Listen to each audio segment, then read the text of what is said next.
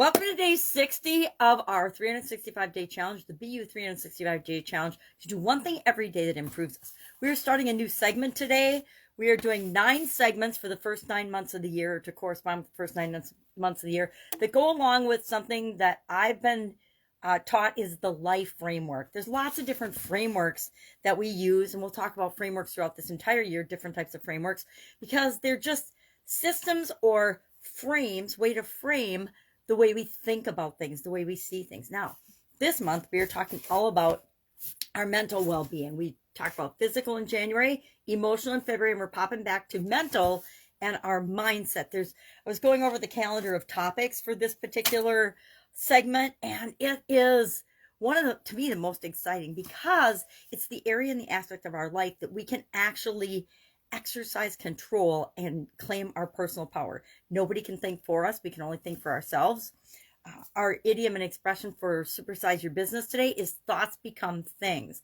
Now, this is associated with Bob Proctor, who recently passed away, was a mentor and coach of mine throughout the years, for many, many years, and in different areas and aspects of my life, primarily business and personal development.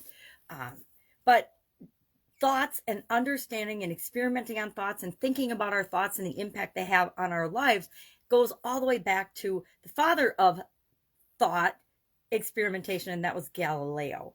And then all sorts of big name people throughout time have dealt with and studied thought and the impact of thoughts and ideas and beliefs on our actions, behavior, and our outcomes in life. Napoleon Hill, Think and Grow Rich. If you haven't read that, I highly recommend it. It's available in the public domain, so you can find it for free. So there's no excuses not to read it.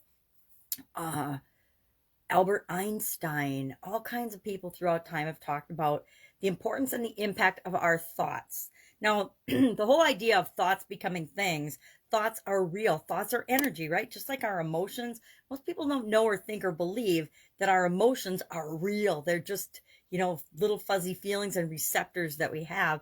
But our emotions and our thoughts are connected, and we'll talk about that connection this month and the impact that it has. We'll talk about beliefs. We'll talk about open mindset, closed mindset. We'll run through the SOAP framework with respect to an area or aspect of our mental well-being that you want to work on.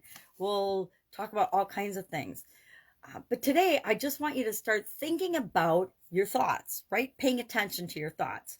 And share in the comments below. Our action item is super simple today. Share in the comments below one thing you think about thoughts. One thing do you believe that thoughts create things? Do you believe that things that we create in our life start out as an idea or a thought? I contend that everything in our life, everything surrounding us, in the physical world, started out as someone's thought or idea. And then through a lot of steps and activities, those things become real. My coffee mug, I love fun coffee mugs.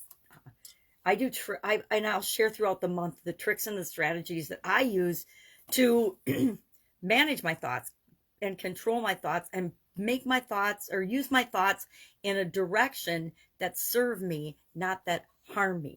Lots of people, actually, I would contend that the majority of people on this earth use their thoughts in a negative way. They use their thoughts and beliefs in ways that keep them stuck, and they don't even know it. I can say this because I was guilty of that too. I was stuck in thinking patterns and thought patterns for a couple of decades. Decades, believing things that were absolutely not true for me. There were absolute lies that I told myself about myself that kept me stuck in this endless loop, running on that hamster wheel treadmill backwards a lot of the time, trying to move forward in my life and achieve the things I said that I wanted, but I wasn't thinking the thoughts, believing the beliefs, and taking the steps and actions based on those thoughts and beliefs to actually get and achieve what I wanted. I thought I was doing what I should do, but it turns out I was so mistaken.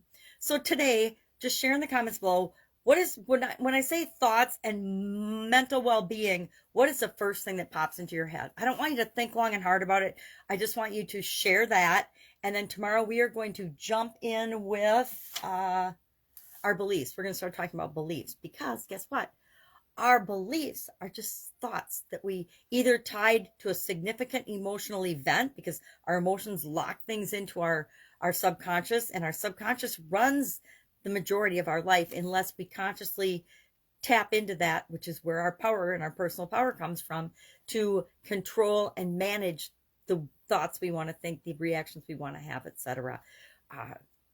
So tomorrow we'll hop into beliefs because our beliefs are simply thoughts that are thought often enough or repetitively or attached to emotional events that lock them into our subconscious.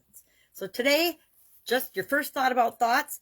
Any questions, hit me up. Any things you want to make sure we cover on the mental well-being. And I'm going to tell you right now, I'm not going to talk about, I'm not a medical professional. I'm not a psychologist or a psychiatrist or anything. My sister is, but I am not.